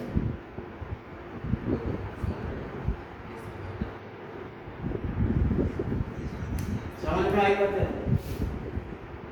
कोई दिक्कत? तो ये सेमी परमिएबल, क्लियर हो गया? अब जरा समझिए मेरी बात समझिए। अब यहाँ सॉल्वेंट्स की बात आती है, सॉल्यूट और सॉल्वेंट आप जानते हैं। सॉल्यूट वो चीज होती है जो किसी सॉल्यूशन में कम अमाउंट में होती है, सॉल्वेंट वो होता है जो ज्यादा अमाउंट में होता है, ठीक है। अब ऑस्मोसिस को शुरू करते हैं पढ़ना, देखिए ऑस्मोसिस में भी वही है, movement of molecules from higher concentration to lower concentration through semipermeable membrane. देखो भाई एक बात समझो, ये सिर्फ अलाउ कर रही है सॉल्वेंट्स को मूव करना, और ये सॉल्वेंट के साथ सेलेक्टेड सब्सटेंसेस को भी, जरा समझना इस बात को बहुत ध्यान से। तो all semipermeable, all selectively permeable membranes are semipermeable, but not semipermeable. लेकिन सारी semipermeable membrane selectively permeable membrane हो, ये नहीं पॉसिबल। इस बात को ध्यान रखिए, क्योंकि इसमें ये वाला प्रॉपर्टी तो है लेकिन इसमें ये वाली प्रॉपर्टी नहीं है। तो सेलेक्टिवली परमिएबल मेम्ब्रेन को हम सेमी परमिएबल मेम्ब्रेन की तरह ट्रीट कर सकते हैं, यानी प्लांट्स में भी ट्रीटमेंट हो सकता है, ऑस्मोसिस हो सकती है, क्योंकि ऑस्मोसिस क्या है? Movement of solvent molecules. याद रखिएगा ऑस्मोसिस क्या है? Movement of solvent molecules from their higher concentration to their lower concentration, ठीक है। हाँ आप देख रहे हैं, बता देते हैं आपको इस ऑस्मोसिस को थोड़ा सा समझाना। आपने शरबत बनाया है और शरबत जो है वो रखा हुआ है, शुगर सॉल्यूशन जो है वो रखा हुआ है, एक तरफ 5 स्पून का है, 5 चम्मच वाला शुगर सॉल्यूशन, एक तरफ 10 स्पून शुगर है, और बाकी 1 गिलास पानी है। पानी सब में 1 गिलास के बीच में बेटा परमिएबल मेरा देखना 5 चम्मच और 10 चम्मच चीनी है,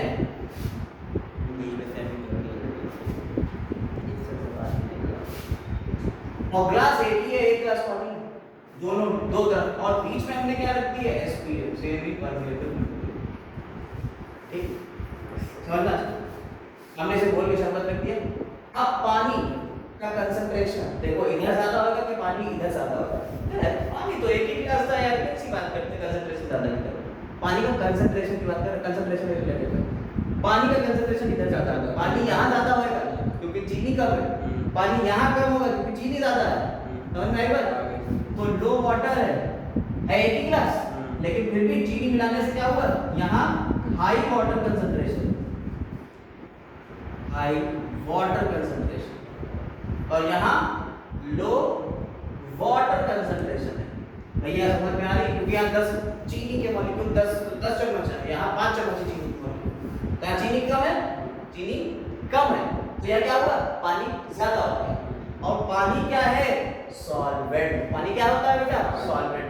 पानी ने हाई कंसंट्रेशन से लो कंसंट्रेशन की तरफ मूव करना शुरू किया। चीनी गई? चीनी नहीं जाएगी, कौन जाएगा, सिर्फ पानी का।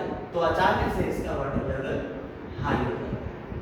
कब तक रहेगा, जब तक ये इधर की और इधर की कंसंट्रेशन मेंटेन ना हो जाए। ये प्रोसेस क्या है, ऑस्मोसिस। नहीं समझे? ऑस्मोसिस क्या है, movement of molecules from their higher concentration to their lower concentration through cell permeable membranes. ठीक है, कोई दिक्कत इसमें नहीं। अब जरा एक मिनट, यहाँ पे ट्रांसपोर्ट हमने समझ लिया कितने तरीके का हो गया, एक्टिव, पैसिव। एक्टिव में हमने सोडियम पोटेशियम कंपाउंड्स की बात कर ली, पैसिव में 3 बातें कर ली, डिफ्यूजन, फैसिलिटेटेड डिफ्यूजन और ऑस्मोसिस। क्लियर हो गई? और ये सब किससे रिलेटेड था, प्लाज्मा मेम्ब्रेन से ही तो रिलेटेड था। ठीक, अब हम लोग क्या करेंगे, सेल ऑर्गेनेल्स की बात करने जा रहे हैं। एक एक करके सेल ऑर्गेनेल्स की बात करेंगे, 4-5 सेल ऑर्गेनेल अभी खत्म करेंगे। ठीक है, चलिए देखो, अब एंडोमेम्ब्रेनस सिस्टम के बारे में पढ़ेंगे। एंडो मतलब अंदर, मेम्ब्रेनस जो मेम्ब्रेन का पूरा एक सिस्टम बना। आपकी सेल के अंदर मेम्ब्रेन्स का एक, हमने प्लाज्मा मेम्ब्रेन बता दी, अब मेम्ब्रेन्स का पूरा एक सिस्टम, उस सिस्टम के बारे में हम लोग पढ़ाई करने जा रहे हैं। देखिए एंडोमेम्ब्रेनस सिस्टम में होता क्या है, सबसे पहले देखिएगा, हमने आपको सिनेरियो समझिएगा, पहले सिनेरियो समझाया, सीन, उसके बाद एक एक सेल ऑर्गेनेल के बारे में बात करेंगे। सीन समझिएगा, हमने आपको बताया कि यहाँ पे आपका न्यूक्लियस, सेल का स्ट्रक्चर बताया, उसमें न्यूक्लियस की ये मेम्ब्रेन थी। इस मेम्ब्रेन से कंटिन्यूएशन में क्या थी, अभी हमने बताया क्या थी, ये एंडोप्लाज्मिक रेटिकुलम, याद आया? इसी से कंटिन्यूएशन में क्या थी, एंडोप्लाज्मिक रेटिकुलम। एंडोप्लाज्मिक रेटिकुलम के ऊपर लगे हुए हैं क्या, सीन समझा रहे हैं बेटा, सीन को समझना, कहानी ये बहुत बढ़िया है। अगर इस कहानी समझ गए, 1 नंबर पक्का। नीट का एक क्वेश्चन हो गया, कई बार पूछा गया, हाँ 4 नंबर। एक क्वेश्चन ये कई बार पूछा गया एंडोप्लाज्मिक से। यहाँ क्या लगे हुए हैं, ribosomes. Ribosomes are protein factories. ये हम आपको पहले वाले क्लास में बता चुके हैं कि प्रोटीन की सिंथेसिस करें, प्रोटीन का फॉर्मेशन करें। इन्होंने क्या करा, एंडोप्लाज्मिक रेटिकुलम जो होती है, एंडोप्लाज्मिक रेटिकुलम, ये 3 चीजों से मिलकर बनी, सिस्टर्नी, वेसिकल्स और ट्यूब्यूल्स।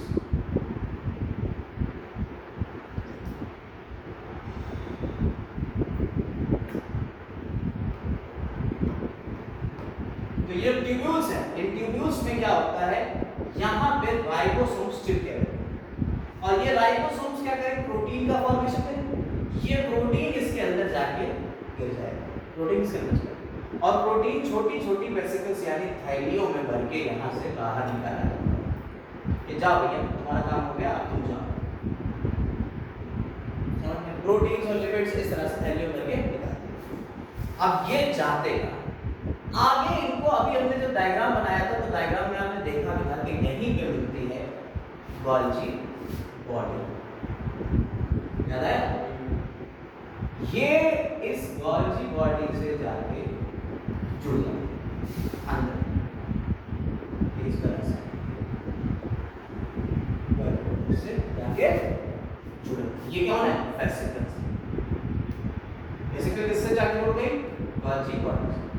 प्रोटीन कहाँ पहुंच गया, यहाँ। चीज समझ में, इस मेम्ब्रेन से होता हुआ इस मेम्ब्रेन में घुस गया, अब ये इस प्रोटीन को मॉडिफाई करेंगे। प्रोटीन्स के भी अलग अलग स्ट्रक्चर होते हैं। प्रोटीन ही होता है जो डाइजेस्टिव सिस्टम में एंजाइम बना रहा है, डाइजेस्टिव एंजाइम बना रहा है। कोई प्रोटीन है, मान लो सेल टूट गई तो सेल को बनाने वाला प्रोटीन, यही उसको मॉडिफाई करेगा। गोल्गी बॉडी में मॉडिफिकेशन वेसिकल्स में, गोल्गी बॉडी में सिस्टर्नी वेसिकल्स टिब्यूल्स, तो ये सिस्टर्नी में ये काम हो रहा है, ठीक। और ये काम होते होते अब ये जो प्रोटीन था, मान लो ये प्रोटीन दो तरीके के बने और इन्होंने इन प्रोटीन्स को एक थैले में भर के आगे भेज दिया। ये प्रोटीन इस थैले में भर के आगे इन्होंने भेज दिया। तो गोल्गी बॉडी से क्या निकली? वेसिकल्स। अभी कहाँ से निकली थी? एंडोप्लाज्मिक रेटिकुलम से निकली थी। अब किससे निकली है? गोल्गी बॉडी से। ये मॉडिफाई करके भेज रहा है उन चीजों को जो इन्होंने बना दी है। समझ में आ रहा है? सीन समझ में आ गया? अगर यहाँ डाइजेस्टिव एंजाइम से भरी हुई थैली, हाइड्रोलिटिक एंजाइम्स, हाइड्रोलिटिक एंजाइम्स, तो इस थैली का नाम क्या रख देंगे हम? लाइसोसोम। समझ में आ रहा है? क्रिश्चियन डी डुवे ने लाइसोसोम की डिस्कवरी करी थी। वन की सेल पॉलिसी क्लियर। उस थैली को जिसमें हाइड्रोलिटिक एंजाइम, डाइजेस्टिव एंजाइम्स हैं, उसे हमने क्या कह दिया? लाइसोसोम कह दिया। अब बहुत सारे कुछ ऐसे प्रोटीन्स हैं जिन्हें स्टोर करना है। स्टोर करने के लिए ये वेसिकल्स आगे जाएंगे और जाके एक दूसरे से जुड़ते हुए एक बड़ी वेसिकल बनाएंगे, उसके अंदर जाके ये स्टोर हो जाएंगे। ये जो बड़ी वेसिकल है इसको हमने क्या कहते हैं?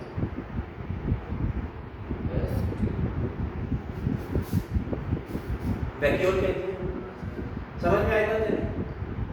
कितने से ऑर्गेनल एक साथ एक दूसरे से कोऑर्डिनेट करना है, जुड़ के चलना, पूरा एक सिस्टम बनाना। Endoplasmic reticulum, Golgi bodies, lysosome और वैक्यूल, ये चार के चारों एक दूसरे से मिलके चल रहे हैं। मेम्ब्रेन्स है, एक मेम्ब्रेन दूसरे से तीसरे से चौथे, ऐसे तो जा रहे हैं। नहीं समझे? तो ये जो सिस्टम आया इसे हमने क्या कह दिया? Endo membranes system. क्या यहाँ आपको माइटोकॉन्ड्रिया मिला? नहीं। क्या यहाँ आपको क्लोरोप्लास्ट मिला?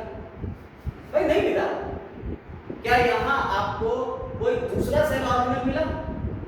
नहीं मिला। इसका मतलब एंडोमेम्ब्रेनस सिस्टम के पार्ट कितने सेल ऑर्गेनल है? 4। कौन कौन से? सबसे पहले एंडोप्लाज्मिक रेटिकुलम, दूसरे नंबर पे गोल्गी बॉडी, तीसरे नंबर पे लाइसोसोम और चौथे नंबर पे वैक्यूल। ये बेटा समझ में आया है?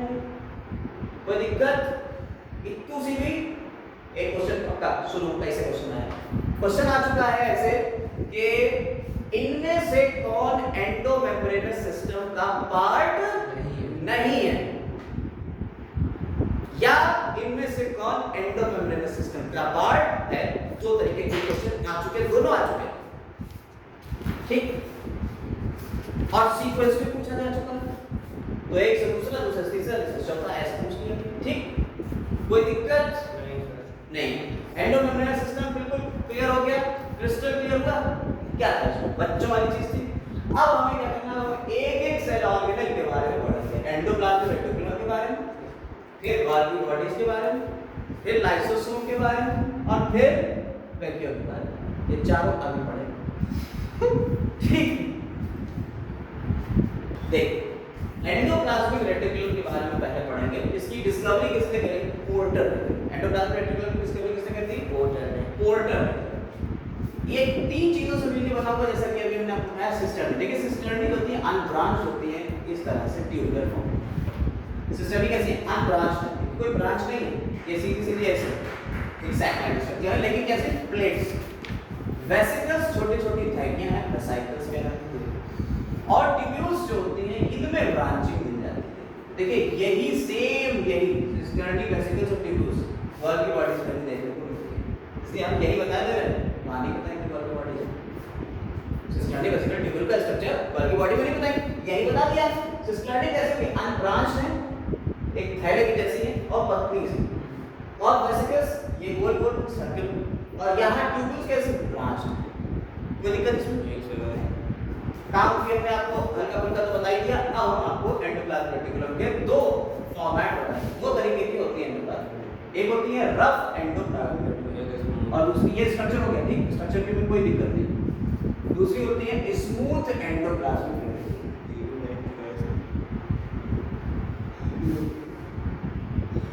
एंडोप्लाज्मिक रेटिकुलम कितने टाइप की हो गई, रफ और स्मूथ।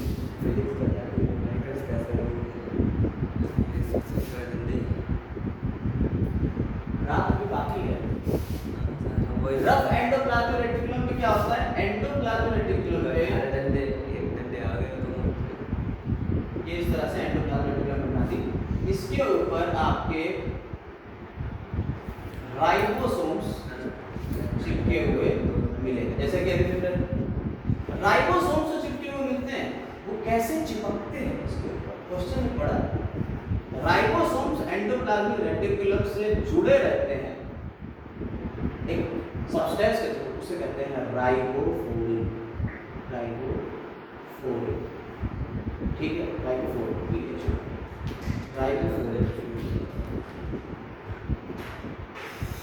राइबोफोरिन से ये आपके राइबोसोम्स कैसे हैं, जुड़े रहते हैं। राइबोफोरिन से क्या जुड़े रहते हैं, राइबोसोम्स जुड़े रहते हैं, ठीक। अगर राइबोसोम्स यहाँ पे चिपके हुए हैं तो ये सरफेस कैसी होगी, रफ।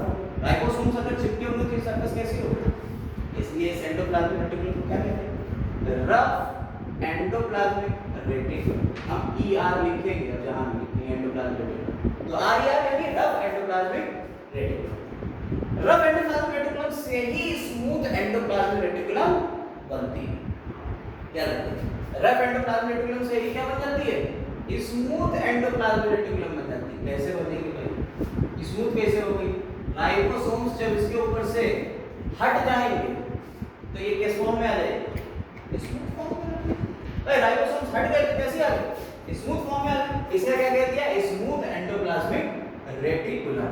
क्लियर हुई बात या नहीं, कोई दिक्कत नहीं। यानी इसमें राइबोफोरिन फर्स्ट और सेकंड की जो बातें थी, राइबोफोरिन चिपक आएगा कि राइबोसोम्स, ठीक। इनका फंक्शन देखिए, ये प्रोटीन्स को चिपकाए हुए, प्रोटीन बनाने वाली फैक्टरीज को चिपकाए हैं, तो ये क्या कर रहे हैं, साइट प्रोवाइड कर रहे हैं प्रोटीन सिंथेसिस की, ठीक। यहाँ लिपिड सिंथेसिस होती है, ठीक है। इसके अलावा भी इसके फंक्शंस होते हैं, वो अभी हम बता रहे हैं। फंक्शन में जरा आप देखिए यहाँ पे क्या हुआ, it contains ribophorins for providing attachment to ribosomes. आप जरा देखिए रफ एंडोप्लाज्मिक रेटिकुलम के फंक्शन क्या दिए, तो क्या हो, पहला तो हमने बताया कि आपको राइबोफोरिन्स होता है, क्या करेगा, अटैचमेंट क्या, राइबोसोम्स में। दूसरा हमने फंक्शन एक और बताया था क्या, कि यही आपकी स्मूथ एंडोप्लाज्मिक रेटिकुलम बनाता है, SER बनाता है। कैसे बनाएगा, स्मूथ एंडोप्लाज्मिक रेटिकुलम कैसे बना देता है ये, जब ये अपने ऊपर से राइबोसोम्स को हटा देगा, क्या है, राइबोसोम्स को हटाएगा, ठीक है। जब ये राइबोसोम्स को हटाएगा तो क्या बनाएगा, SER बन जाएगा। दूसरा फंक्शन हो गया SER बनाने का। तीसरा हो गया सिंथेसिस ऑफ सीरम प्रोटीन। ये क्या बनाएगा, सीरम प्रोटीन, मेम्ब्रेन प्रोटीन, ठीक है, सीरम प्रोटीन, मेम्ब्रेन प्रोटीन्स और भी अलग टाइप के प्रोटीन्स ये बनाएगा, ठीक है। इसके अलावा इट प्रोवाइड्स एंजाइम प्रिकर्सर्स।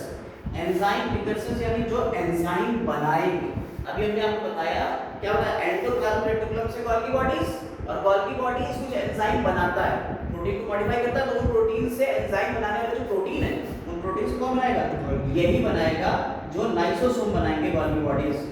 उनको बनाने वाले प्रोटीन्स कहाँ से बनेंगे, यही बनेंगे। यानी शुरुआत कहाँ हो जाएगी, फिर गोल्गी बॉडीज क्या करेंगे, उसे लाइसोसोम में डाल देंगे प्रोटीन बनाने, एंजाइम। समझ में स्मूथ एंडोप्लाज्मिक, ये तो ये तीन फंक्शन हो गए इसके।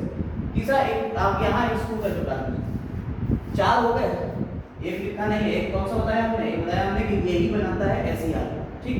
अब जरा देखिए, राइबोसोम्स जो होते हैं रिस्पांसिबल है ये इसके लिए सिंथेसिस ऑफ फैट्स या लिपिड्स के, ठीक है, inside adipose tissue. Adipose tissue वो टिश्यू होते हैं जो फैट वाले टिश्यू होते हैं, जिनमें फैट स्टोर होता है, उन्हें एडिपोज टिश्यू कहते हैं। जो सेल्स होती है उन्हें एडिपोसाइट्स कहते हैं। उन सेल्स में एडिपोज टिश्यू में फैट कौन बना रहा है, स्मूथ एंडोप्लाज्मिक रेटिकुलम। क्लियर। अब मसल जब आप पढ़ेंगे, मसल कंट्रैक्शन के लिए आपको कैल्शियम आयन की जरूरत पड़ती है। मसल कंट्रैक्शन थ्योरी है, उसमें क्या होता है, जब आपका मसल कंट्रैक्ट होती है तो वहां क्या चाहिए आपको, कैल्शियम आयन चाहिए। कैल्शियम आयन कहां से निकलेगा, एंडोप्लाज्मिक रेटिकुलम से, और वहां एंडोप्लाज्मिक रेटिकुलम को क्या कहेंगे, सार्कोप्लाज्मिक रेटिकुलम। वहाँ हम एंडोप्लाज्मिक रेटिकुलम को क्या कहते हैं बेटा? सार्कोप्लाज्मिक रेटिकुलम है। इसके अलावा ये take parts in detoxification of chemicals. ये याद रखिएगा, लिवर वगैरह में आपके डिटॉक्सिफिकेशन होता है और डिटॉक्सिफिकेशन केमिकल्स का करता है किसके हेल्प से? Cytochrome P450। ये क्वेश्चन आ चुका है, बस हमने इसीलिए साइटोक्रोम P450 लिख दिया। इसे याद कर लीजिएगा कि कौन सा साइटोक्रोम होता है? P450। ये डिटॉक्सिफिकेशन में हेल्प करेगा किसके थ्रू? स्मूथ एंडोप्लाज्मिक रेटिकुलम के थ्रू। तो ये एंडोप्लाज्मिक रेटिकुलम का पूरा हमने आपको बता दिया कि एंडोप्लाज्मिक रेटिकुलम की डिस्कवरी किसने करी, स्ट्रक्चर कैसा होता है, कितने टाइप की होती है और इनके फंक्शंस क्या होते हैं। कोई दिक्कत इसमें नहीं। अब आते हैं गोल्गी। देखिए गोल्गी एपरेटस, अगला सेल ऑर्गेनल, एंडोएपरेटस सिस्टम का दूसरा सेल ऑर्गेनल गोल्गी एपरेटस। इसमें हम लोग बात करेंगे गोल्गी एपरेटस को गोल्गी कॉम्प्लेक्स भी कहते हैं। किसने डिस्कवरी करी? कैमिलो गोल्जी ने। कब करी? 1898 में। ठीक, इसकी डिस्कवरी। इतनी बात समझ में आ गई भैया? देखो हमें डिस्कवरी याद रखना होती है। स्ट्रक्चर के बारे में पहले ही हमने आपको बता दिया कि एंडोप्लाज्मिक रेटिकुलम जैसे कि बना हुआ था सिस्टर्नी, वेसिकल्स और ट्यूब्यूल्स से, ऐसे ही ये भी बना हुआ है सिस्टर्नी, वेसिकल्स और ट्यूब्यूल्स से। ठीक है, एंडोप्लाज्मिक रेटिकुलम की देखो सिस्टर्नी यहाँ आपके जो वेसिकल्स यहाँ आके जुड़ रही है और ये सिस्टर्नी है और यहाँ से निकलती है ट्यूब। इसके आसपास साइटोप्लाज्म का वो एरिया, इसके आसपास साइटोप्लाज्म का वो एरिया जिसमें कोई भी सेल ऑर्गेनल यहाँ नहीं मिलेगा। कोई सेल ऑर्गेनल यहाँ नहीं मिलता आसपास, उसे कहते हैं जोन ऑफ एक्सक्लूजन। ये साइटोप्लाज्म ही है लेकिन वो जोन जहां पे एक्सक्लूड कर दिया, कोई सेल ऑर्गेनल नहीं है इसके अलावा, तो उसे क्या कहते हैं? जोन ऑफ एक्सक्लूजन कह देंगे। क्लियर है मेरी बात? अब जरा देखिए इसके स्ट्रक्चर को अगर हम देखें तो हमने आपको यहाँ सिस्टर्नी में दिखा दी, वेसिकल्स में दिखा दी, ट्यूब्यूल्स में दिखा दी। इसमें ये वाला एरिया, ये एंडोप्लाज्मिक रेटिकुलम की तरफ इसका फेस होता है, तो इसे कहते हैं फॉर्मिंग फेस या सिस फेस। ठीक, ये किस शेप का है? ये कैसा शेप है? Convex shape. ये ऊपर वाला फेस देखिए, यहाँ से सिस्टर्नी वगैरह, यहाँ से गोल्गी। हमने आपको बताया, क्या बताया था? एंडोप्लाज्मिक रेटिकुलम में जो प्रोटीन बना था वो सारा का सारा यहाँ आके जुड़ता है और प्रोटीन मॉडिफाई होता है। तो प्रोटीन मॉडिफाई होकर किसमें बदलेगा? देखिए जरा, देखिए प्रोटीन ग्लाइकोप्रोटीन और ग्लाइकोलिपिड्स में यही मॉडिफाई होता है। ग्लाइकोप्रोटीन्स और ग्लाइकोलिपिड्स में प्रोटीन का मॉडिफिकेशन क्या हो रहा है? अभी प्लाज्मा मेम्ब्रेन में बताया था, ग्लाइकोप्रोटीन और ग्लाइकोलिपिड्स चेन बनाई थी ऊपर, प्रोटीन से जुड़े हुए ग्लाइकोप्रोटीन्स और लिपिड से जुड़े हुए ग्लाइकोलिपिड्स, प्लाज्मा मेम्ब्रेन मॉडल होता है। उसका फॉर्मेशन कौन कर रहा है? यही गोल्गी। समझ में आई? साथ ही साथ अब यहाँ पे हमने आपको बताया कि ये क्या करती है? लाइसोसोम का भी तो फॉर्मेशन कर देती है। तो बस 2 मिनट में खत्म हो रहा है लाइसोसोम। लाइसोसोम का फॉर्मेशन कैसे का? इसने जो वेसिकल्स थी उसके अंदर क्या भर दिया? Hydrolytic enzyme. कौन सा एंजाइम है यहाँ? Hydrolytic enzyme. तो ये वेसिकल्स क्या करेगी? कुछ ऐसी चीजें हैं जिन्हें सिक्रीट करना, बाहर निकालना, जैसे तेल वगैरह निकालना होता है बॉडी के बाहर, तेल निकलता है जो ऑयल निकलता है, वो भी वेसिकल में फीड होके ही तो बाहर निकलेगा। तो ये काम क्या कर रही है? ये सिक्रीशन का भी काम कर रही है। इसका काम क्या है? सिक्रीशन। देखिए हम यहाँ से आपको फंक्शन भी बताते जा रहे हैं इसके क्या क्या काम है। और ऊपर की तरफ ये जो वेसिकल्स थी ये मैच्योर होके निकल रही, तो ये वाली फेज कौन से लाएगी? Maturing phase. ये कौन सी थी? फॉर्मिंग फेज थी। ये कौन सी फेज हो गई? मैच्योरिंग या ट्रांस फेज कहते हैं। समझ में आई बात क्या है? तो सिस फेज यानी कौन सी? Forming phase. कैसे शेप की है? Convex shape. ट्रांस फेज यानी मैच्योरिंग फेज, कौन सा शेप की है? कॉनकेव शेप की। इससे वेसिकल्स बन के निकलेंगी। ये सेक्रेटरी वेसिकल्स भी हो सकती है, ग्लाइकोप्रोटीन भी हो सकता है, या ये पूरी गोल्गी बॉडी मॉडिफाई कर जाती है स्पर्म में।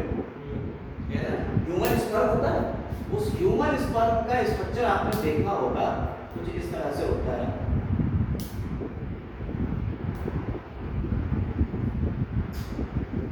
तो हेड हो गया, ये नेक हो गई, ये मिडिल पीस हो गया और ये टेल हो गया। इसमें हेड में यहाँ पे एक स्ट्रक्चर बनता है, इसे कहते हैं acrosome. Head sperm, human sperm की बात हो रही है, ठीक है? उसका स्ट्रक्चर है हेड, नेक, मिडिल पीस और टेल। इसमें यहाँ पे हेड में ही एक्रोसोम होता है। एक्रोसोम किसका मॉडिफिकेशन है? गोल्गी बॉडी का ही मॉडिफिकेशन है। भाई क्वेश्चन आया कि गोल्गी बॉडी क्या बना रही है? बॉडी एक्रोसोम किसका मॉडिफिकेशन है? Golgi body. तो गोल्गी बॉडी क्या बना रही है? एक्रोसोम बना रही है। समझ में आ गई? आपने हीमेटोब्लास्ट सेल पड़ी थी, स्टिंगिंग सेल्स, स्टिंगिंग सेल, नीडेरिया, हेमेटोसिस्ट, हाँ सर। उसके अंदर हमने बताया था जहर को छोड़ देती है। वो जहर क्या होता है? हिप्नोटॉक्सिन होता है। और हिप्नोटॉक्सिन का फॉर्मेशन किसके द्वारा? Golgi body। Golgi body से लाइसोसोम में affected नहीं होगी सर? हैं? लाइसोसोम में affected? हाँ, लाइसोसोम, लाइसोसोम में तो ये लाइसोसोम में क्या होगा? ये लाइसोसोम बन रहा है इसका हाइड्रोलिटिक एंजाइम। हाँ सर। जबकि मार्ट हाइड्रोलिटिक यानी एंजाइम्स हैं, हाँ सर। एंजाइम है ना। सर ब्लड में जाएंगे अंदर। अरे ये एंजाइम और ये हिप्नोटॉक्सिन ये दूसरी चीज है, ये टॉक्सिन है, ये जाके बेहोश कर देगा, एंजाइम डाइजेस्ट करेंगे, तो ये लाइसोसोम बनाएगा आगे चल के। ठीक है। Formation of new cell wall, अभी हमने आपको सेल वॉल जो पहले शुरू में बताया कि सेल वॉल कैसे बनती है, गोल्गी बॉडीज की वेसिकल्स बीच में आती हैं, वो जुड़ती हैं, मिडिल लेवल बनाती हैं। तो यार ये भी तो कर दिया, अरे यार लास्ट तक आते आते फिर शुरुआत में आ गए, सब जोड़ दिया, सब इंटरलिंक है। एक मिनट जाओ कि ये सारी चीजें हो गई। अब हमारा अगला सेल ऑर्गेनेल कौन सा आएगा? लाइसोसोम। बस गोल्गी बॉडी के बाद लाइसोसोम और लाइसोसोम के बाद वैक्यूल, वैक्यूल और लाइसोसोम बिल्कुल बच्चों वाला है। आप देखिएगा कितनी जल्दी खत्म होगा अभी, ठीक है। तो लाइसोसोम के बारे में बताइए, लाइसोसोम की डिस्कवरी किसने करी? देखिए लाइसोसोम की डिस्कवरी करी क्रिश्चियन डी डुवेल। कब करी? 1955। नाम किसने दिया? नोविकोव। नोविकोव ने इसका नाम दिया। तो नेमिंग किसने करी? नेम। तो नोविकोव ने इसे नाम दिया और डिस्कवर्ड बाय अगर आएगा तो क्रिश्चियन डी डुवेल।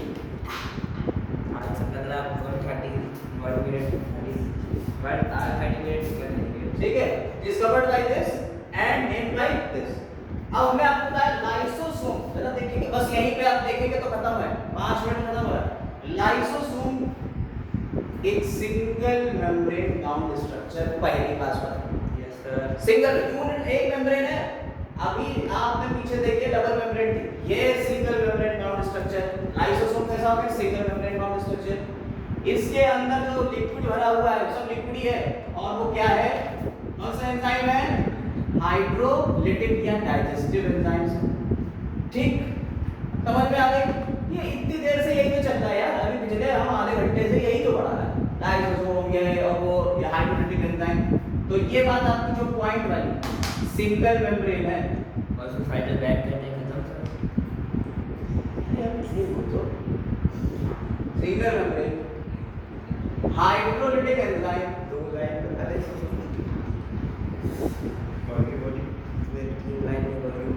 ठीक, और ये एंजाइम एक्टिव रहेंगे किस पे? एसिडिक पीएच पे। एसिडिक पीएच पे ये एक्टिव रहते हैं। एसिडिक पीएच यानी अराउंड लगभग 5। पीएच कितना रहेगा इसका? 5। ये याद रखिएगा, इसके अंदर पीएच कितना है? 5। ये लाइसोसोम जो डायरेक्ट गोल्गी बॉडी, अब टाइप से बात कर रहे हैं, कितने टाइप के होते हैं। लाइसोसोम जो डायरेक्ट गोल्गी बॉडी से बन गए, उन्हें हमने कह दिया प्राइमरी लाइसोसोम। Primary lysosome. अभी हमने आपको एनिमल किंगडम बताया। एनिमल किंगडम में जब हमने बात करी किसकी? स्पॉन्जेस, सीलेंट्रेट्स, तो उसमें बताया इंट्रासेल्युलर डाइजेशन, किसी सेल के अंदर डाइजेशन होता है। तो लाइसोसोम सेल के अंदर क्या करेंगे? डाइजेशन में हेल्प करेंगे। भाई हाइड्रोलिटिक एंजाइम है, डाइजेस्टिव एंजाइम, ये डाइजेशन वाले एंजाइम है, तो क्या करेंगे? इस सेल के अंदर डाइजेशन में हेल्प करेंगे। अब कैसे ये डाइजेशन में हेल्प करते हैं समझिए। सेल जब खाना खाती है तो वो किस फॉर्म में खाती है? फूड वैक्यूल की फॉर्म में खाना खाती है। किस फॉर्म में खाना खाती है? फूड वैक्यूल की फॉर्म। तो ये लाइसोसोम जो है ये उस फूड वैक्यूल से जाके लिंक करते हैं। ये फूड वैक्यूल हो गई, और ये क्या हो गया? Primary lysosome. ठीक, प्राइमरी लाइसोसोम किसके साथ में जुड़ गया? फूड वैक्यूल के साथ। तब इसे हमने क्या कह दिया? Secondary lysosome. अब ये अपने डाइजेस्टिव एंजाइम्स इसके अंदर डालना शुरू करेंगे, ठीक है, और धीरे धीरे से डाइजेस्ट करेंगे। डाइजेस्ट करने के बाद क्या होता है? जब इंट्रासेलुलर डाइजेशन होता है तो क्या होता है? ये इसका डाइजेस्टिव मटेरियल सारा डिफ्यूज होकर बाहर जाता रहता है। और जो अनडाइजेस्टेड फूड रहता है वो इसके साथ में जुड़ा रह जाएगा। तो जो अनडाइजेस्टेड फूड वाला बचा प्रोसेस, जो अनडाइजेस्टेड था, जो बच गया इसके साथ में जुड़ा हुआ है, इसे क्या कहते हैं? Residual body. Residual body. तीन तरीके के लाइसोसोम दिखे, प्राइमरी लाइसोसोम, सेकेंडरी लाइसोसोम और रेसिड्यूअल बॉडी। भैया बस एक मिनट देखो, लाइसोसोम कभी कभी क्या करता है, अपने माइटोकॉन्ड्रिया में तो खराब हो गया, निकल जाता है, तो ये माइटोकॉन्ड्रिया तो मार देगा, ठीक है? तो क्या कहेंगे इसे? ये माइटोकॉन्ड्रिया के साथ में जब अटैच हो गया माइटोकॉन्ड्रिया,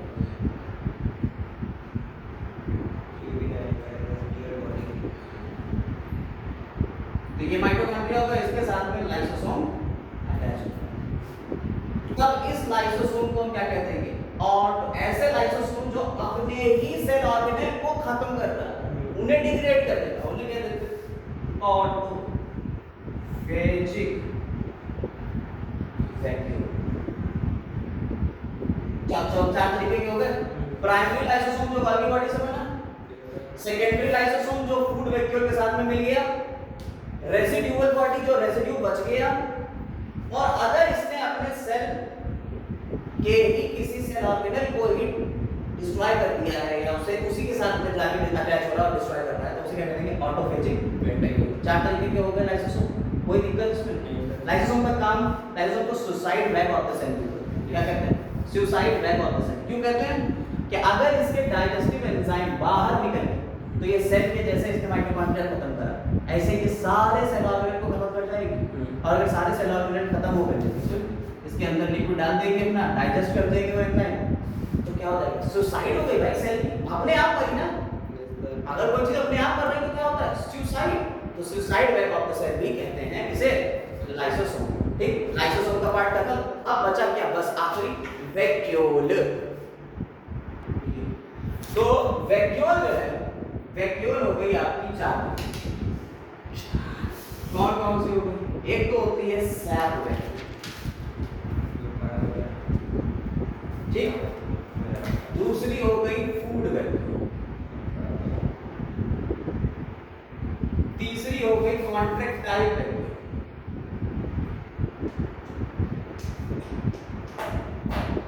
और चौथी हो गई गैस वैक्यूल का। अगर आप स्ट्रक्चर देखें, जो प्लांट की वैक्यूल थी अभी हमने बनाई थी, तो इस तरीके से बनाती थी हमने प्लांट की वैक्यूल की। वैक्यूल की जो कवरिंग होती है ना, इसे क्या कहते हैं? टोनोप्लास्ट कहते हैं। टोनोप्लास्ट। वैक्यूल की कवरिंग को क्या कहते हैं बेटा? टोनोप्लास्ट। और इसके अंदर जो लिक्विड मटेरियल भरा होता है ना, एंथोसियानिन भी इसी भरा होता है। लिक्विड एंथोसियानिन जो होता है पर्पल कलर का इक्विपमेंट है, वो भी इसी भरा होता है। इसे सेल सैप कहते हैं। सेल सैप कहते हैं। बस इतनी बात। और ये आपका टर्जिडिटी वगैरह मेंटेन करने में हेल्प करेगा। ऐसी वैक्यूल कहलाती है सैप वैक्यूल। किसमें मिल रही है आपको? प्लांट से मिल रही है। फूड वैक्यूल से नॉर्मल। अगर आपने अमीबा देखा हो, पैरामीशियम देखा हो, तो वो फूड को कैप्चर करते हैं, फूड वैक्यूल बनाते हैं, तो आपको किसमें मिल रहा है? अमीबा में मिल रहा है, पैरामीशियम में मिल रहा है, या उसमें मिल रहा है कौन सा? अभी अपने आपको पता है स्पॉन्ज है, उसमें भी तो वैक्यूल की फॉर्म में होगा। ठीक है, वैक्यूल उसमें वो कॉन्ट्रैक्टाइल वैक्यूल जरा देखिए। अमीबा में आपने आपको बताया था, अगर एक्सक्रीशन आपने सुना हो, अमीबा में, अमीबा पानी में रहता है, तो लगातार पानी अमीबा के अंदर आता है। तो क्या होता है? ये पानी इकट्ठा होते होते होते होते होते होते ये पानी के ड्रॉपलेट्स हैं, ये सब इकट्ठा होते होते इसी में जुड़ती रहती है, और ये बड़ी सी एक वैक्यूल बना देता है, और ये पीछे से इसे निकाल देता है। तो चूंकि ये पहले छोटी थी और फिर जुड़ते जुड़ते ये बड़ी होती चली गई, फिर जब ये निकाल देगा तो फिर ये छोटी हो गई, फिर इसमें पानी भरता चला जाएगा, तो ये पानी को इस तरह से रेगुलेट कर रही है। तो कॉन्ट्रैक्टाइल वैक्यूल किसमें मिल रही है आपको? अमीबा। गैस वैक्यूल मेट्रोजेनिस, अमीबॉइड जो होते हैं उनमें मिल जाती है। ठीक है, और ये किसके लिए है? Osmo regulation. Osmo regulation. Osmo regulation. Osmo regulation का मतलब क्या हो गया? वाटर के बैलेंस के लिए हो गया। गैस वैक्यूल हमने आपको पहले क्लास में बताया कि बैक्टीरिया के अंदर होती है। मेट्रोजेनिस, ठीक है, हाँ, बैक्टीरिया के अंदर होती है, ब्लू ग्रीन एल्गी के अंदर। ठीक है, ये बैक्टीरिया में आपको मिल जाएगी। क्या? कौन? Gas vacuole. इसका इसका काम क्या होता है? ये बायांसी देती है। ये क्या देगी? प्रक्रिया को तैरने में मदद देगी, बायांसी देती है। तो इस तरह से आपका हमने 4-5 सेल ऑर्गेनल पूरे खत्म करे, सेल वॉल खत्म करी, प्लाज्मा मेम्ब्रेन खत्म करी, सारा पार्ट खत्म हो गया, कोई दिक्कत नहीं। इसके आगे अब बाकी सारी चीजें अगले लेक्चर में मिलेगी आपको। यहां तक के लिए अगर कोई प्रॉब्लम हो तो बताएं। ठीक है,